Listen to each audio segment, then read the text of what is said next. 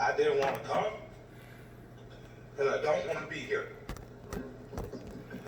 I'm the son of an Atlanta City police officer.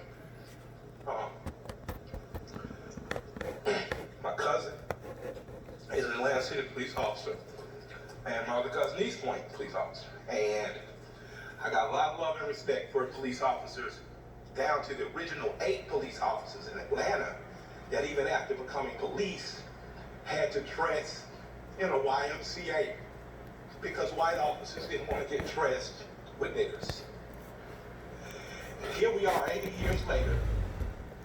I watched a white officer assassinate a black man, and I know that tore your heart out. And I know it's crippling. And I have nothing positive to say in this moment, because I don't want to be here. But I'm responsible to be here because it wasn't just Dr. King and people dressed nicely who marched and protested to progress this city and so many other cities. It was people like my grandmother, people like my aunts and uncles who were members of SCLC and NAACP, and in particular, Reverend James Orange, Mrs. Alice Johnson, and Reverend Love, who we just lost last year. So I'm duty bound to be here to simply say that it is your duty not to burn your own house down for anger with the enemy. It is your duty to fortify your own house so that you may be a house of refuge in times of organization. And now is the time to plot, plan, strategize, organize, and mobilize. It is time to beat up prosecutors you don't like at the voting booth. It is time to hold mayoral officers accountable, chiefs and deputy chiefs. Atlanta is not perfect, but we're a lot better than we ever were, and we're a lot better than cities are. I'm mad as hell. I woke up wanting to see the world burn down yesterday because I'm tired of seeing black men die. He casually put his knee on a human being's neck for 9 minutes as he died like a zebra in the clutch of a lion's jaw. And we watch it like murder porn over and over again. So that's why children are burning to the ground. They don't know what else to do. And it is the responsibility of us to make this better right now. We don't want to see one officer charged. We want to see 4 officers prosecuted and sentenced. We don't want to see targets burned. We want to see the system that sets up for systemic racism burnt to the ground. And as I sit here in Georgia, home of Stevens, Georgia, former vice president of the Confederacy, white man said that fundamental law stated that whites were naturally the superior race, and the Confederacy was built on a cornerstone. It's called a cornerstone speech. Look it up. The cornerstone speech that blacks would always be subordinate. That officer believed that speech because he killed that man like an animal.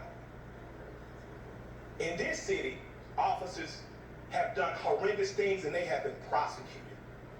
This city's cut different. In this city, you can find over 50 restaurants owned by black women. I didn't say minority, and I didn't say women of color. So after you burn down your own home, what do you have left but char and ash? CNN? Ted did a great thing.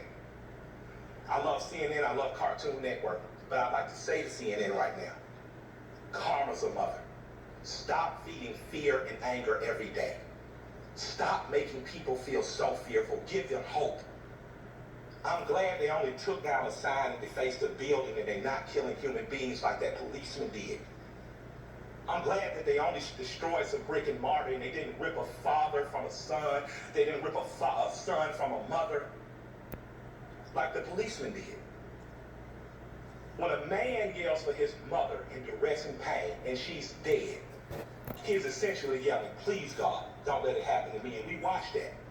So my question for us on the other side of this camera is after it burns, Will we be left with charred, or will we rise like a phoenix out of the ashes that Atlanta has always done? Will we use this as a moment to say that we will not do what other cities have done, and in fact, we will get better than we've been? We got good enough to destroy cash funds. You don't have to worry about going to jail for something petty. We got smart enough to decriminalize marijuana. How smart are we going to be in the next 15 or 20 years to keep us ahead of this curve? So that much like when South Africa suffered apartheid, you had Andy and other politicians that could make sure that Atlanta said, Coca-Cola, we love you, but if you don't pull out of South Africa, we're going to leave. We're not going to drink Coca-Cola anymore. And Coca-Cola jumped on their side, and apartheid ended. So we have an opportunity now. Because I'm mad, I don't have any good advice. But what I can tell you is that if you sit in your homes tonight, instead of burning your home to the ground, you will have time to properly plot, plan, strategize, and organize and mobilize in an effective way. And two of the most effective ways is first taking your butt to the computer and making sure you fill out your census so that people know who you are and where you are. The next thing is making sure you exercise your political bully power and going to local elections and beating up the politicians that you don't like. You got a prosecutor sent your partner to jail and you know it was bullshit, put a new prosecutor in there. Now's your election to do it.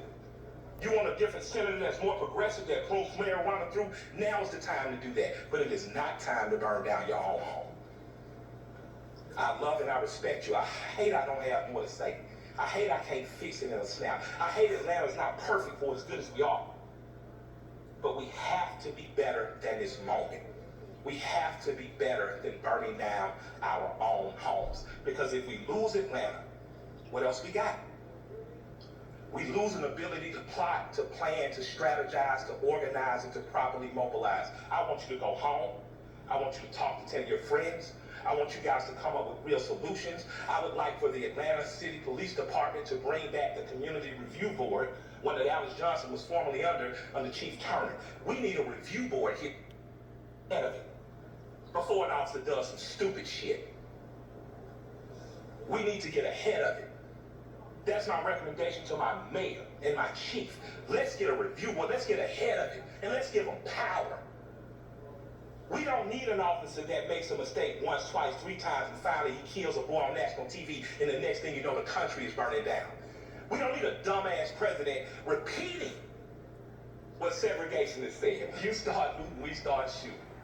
But the problem is some officers black and some people gonna shoot back. And that's not good for our community either.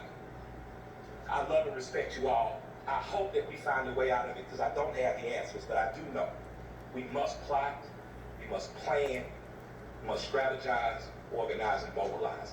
Thank you for allowing me some time to speak. I'd like to appreciate our chief for what she said on YouTube. I thought it was very bold to do. I'd like to appreciate our mayor for talking to us like a black mama and telling us to take our ass at home. And I'd like to thank my friend for convincing me to come here. Now I defer to Joe Beasley now because he knows a hell of a lot more than we do. Thank y'all.